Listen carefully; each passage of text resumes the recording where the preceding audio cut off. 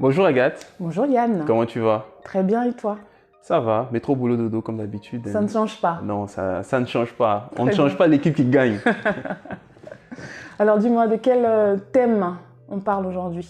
Alors aujourd'hui, on va parler des entretiens d'embauche. D'accord. La question qu'on va se poser, c'est de savoir si on peut tout dire en entretien. Déjà, qu'est-ce que tu penses du sujet là? Alors je dirais que ça dépend du contexte dans lequel on se trouve. Est-ce que tu aurais des exemples? Déjà, on ne va pas parler des succès.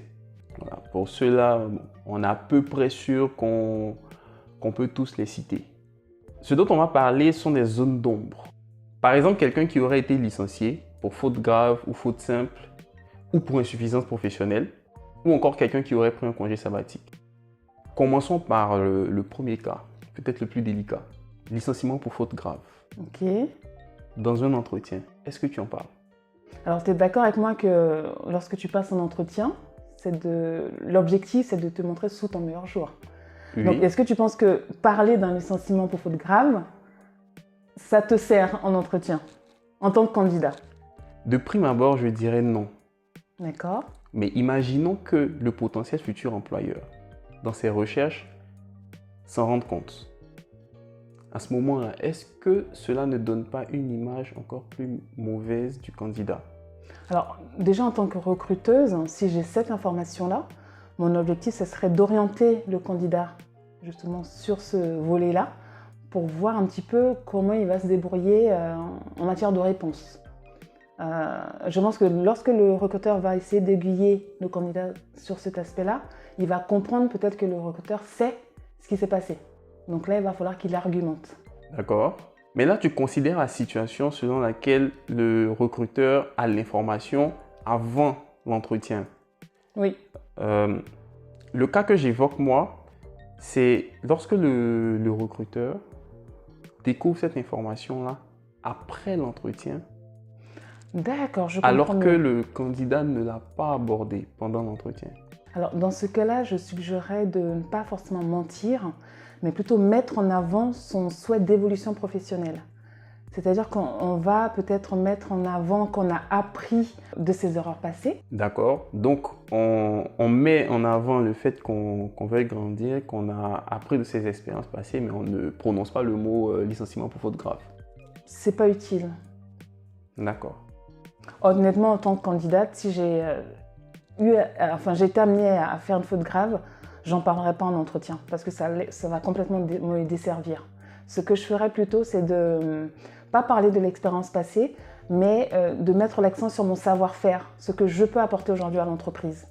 Parce que l'entreprise n'a pas besoin de savoir si j'ai été licenciée pour faute grave. L'objectif, c'est à l'instant T, qu'est-ce que moi, en tant que candidat, je peux lui apporter pour son entreprise. C'est se tirer une balle dans le pied de parler de son licenciement pour faute grave en plus. On n'est même pas là dans un contexte de licenciement économique. On ne met même pas en avant sa capacité en fait, à améliorer son travail.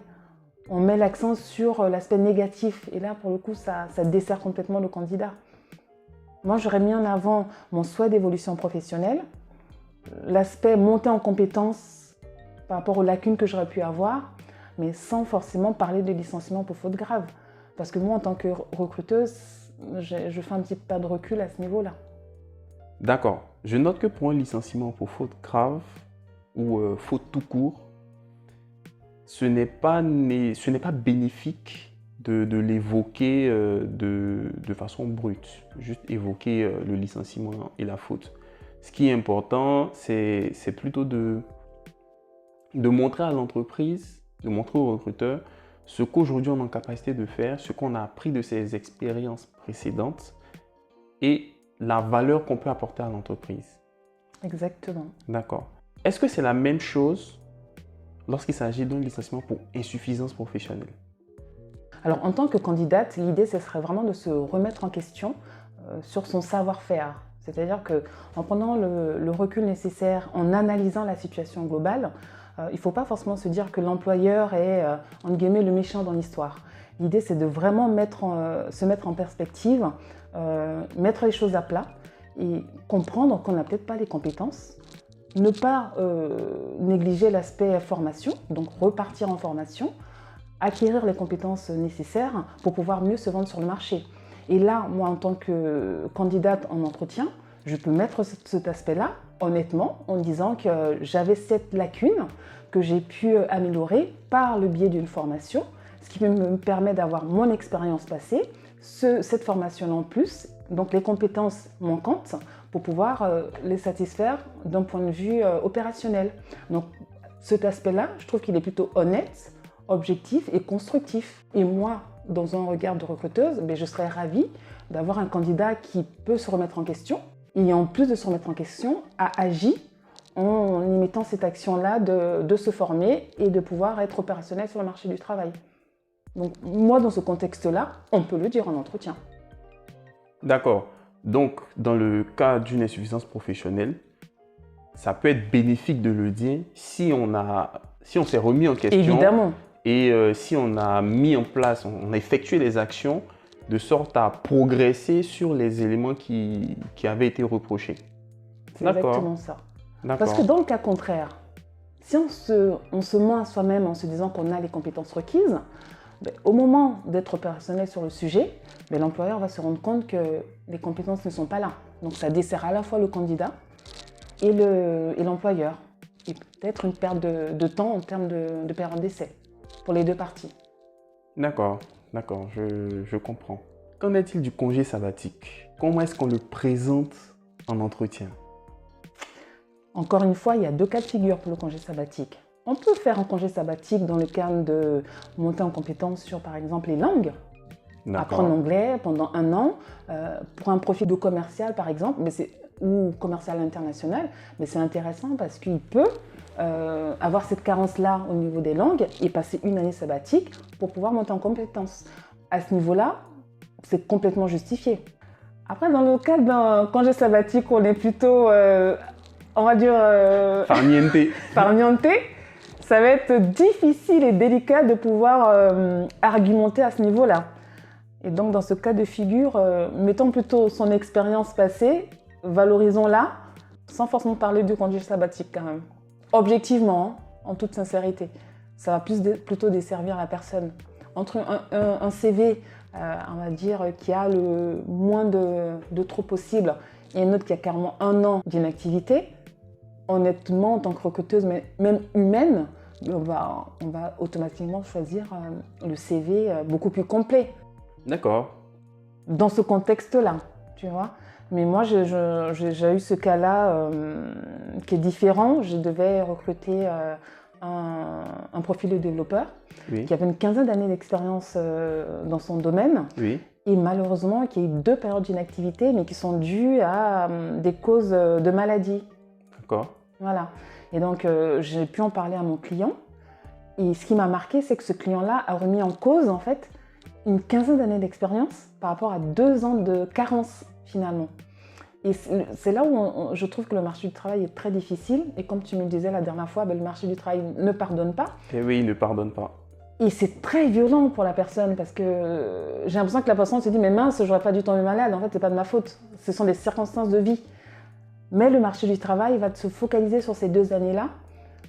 Et je trouve ça tellement dommage parce qu'on passe peut-être à côté d'un candidat qui a envie d'aller de l'avant, qui sort peut-être d'un combat pas possible et justement qui a envie de donner le meilleur de lui-même sur le marché du travail. Et il est complètement bloqué parce qu'on a encore nos stéréotypes de se dire il n'est pas employable. Et ça, c'est vraiment dommage. Mais je pense que je te rejoins sur ce point-là. Comme tu disais, le marché du travail, le monde professionnel, il ne pardonne pas. Et pour ce cas de figure-là, pour des personnes qui ont été malades, qui pour toute autre raison, indépendant de leur volonté, n'auraient pas pu travailler pendant 2 ans, est-ce que ça vaut le coup d'en parler? Dans l'exemple que tu nous donnes, ça a desservi le candidat. Parce que pour 2 ans d'inactivité à cause de maladie, 15 ans d'expérience ont été remises en cause. Est-ce que ça valait le coup d'en parler? Après réflexion, non. Vu le revers qui s'est pris, en fait, trop d'honnêteté tue l'honnêteté finalement. Et c'est dommage, parce qu'on On a des gens qui vont passer à côté d'opportunités professionnelles hyper riches, hyper intéressantes à cause de cet aspect-là. Donc, mettons le voile sur ce pan-là de sa vie et démontrons notre capacité, décuplant notre savoir-faire. Et toujours concernant cet exemple-là, Oui. partons du principe que le candidat ne parle pas de ces 2 années-là. Qu'est-ce qu'il met à la place? Parce que le trou, il sera quand même visible lors de l'entretien. Qu'est-ce qu'il peut mettre à la place? Comment est-ce qu'il peut meubler? Alors, si c'est un trou qui demeure entre 2 expériences, finalement, il a eu le temps de prouver son savoir-faire. Donc, ce trou-là, il peut rapidement s'expliquer par une défaillance ou en tout cas un problème médical. Ce n'est pas un souci puisqu'il a pu travailler après. Mais dans le cadre où il s'agit de la dernière expérience, donc le collaborateur ou le candidat est vraiment aux prémices de sa recherche d'emploi, je pense qu'il va avoir du mal à trouver. Il va vraiment avoir du mal à trouver. Il serait favorable qu'il n'en parle pas. C'est un parti pris, attention. C'est peut-être pas honnête, mais vu la concurrence, la jungle du marché du travail, en fait, ce serait se tirer une balle dans le pied. Est-ce que faire une formation juste avant de recommencer à postuler ne serait pas une stratégie intéressante? Dans la mesure où on pourrait s'en servir comme amorce pour prouver un peu sa motivation et sa volonté de vraiment revenir sur le marché. La formation pourrait être une première amorce, mais le trou demeure. Et on se focalise sur ce trou, malheureusement. Et c'est bien dommage qu'on le fasse. Alors pour conclure, qu'est-ce que tu dirais? Pour conclure, je dirais que il ne faut pas forcément tout dire en entretien. Il faut vraiment mettre en avant son savoir-faire, valoriser ses compétences. Et lorsqu'on souhaite mettre en avant, par exemple, une carence ou un trou dans le CV, il faut vraiment savoir l'amener, argumenter pour pas que ça nous desserve. Il faut se dire que le recruteur ou l'employeur a besoin d'être rassuré. On peut avoir des carences ou des trous, mais si on est capable de démontrer son savoir-faire dans un contexte ou de mettre en avant sa volonté d'y arriver, mais il ne faut pas non plus tout dire en entretien. Un peu de retenue, ça peut servir. Très bien. J'espère que vous avez bien compris les conseils d'Agathe. Nous vous remercions pour votre écoute et sommes curieux d'avoir votre avis sur la question. Est-ce que vous pensez qu'il faut tout dire en entretien? Avez-vous déjà eu une expérience similaire? Si c'est le cas, nous serions ravis d'entendre votre histoire. Merci, au revoir. À bientôt.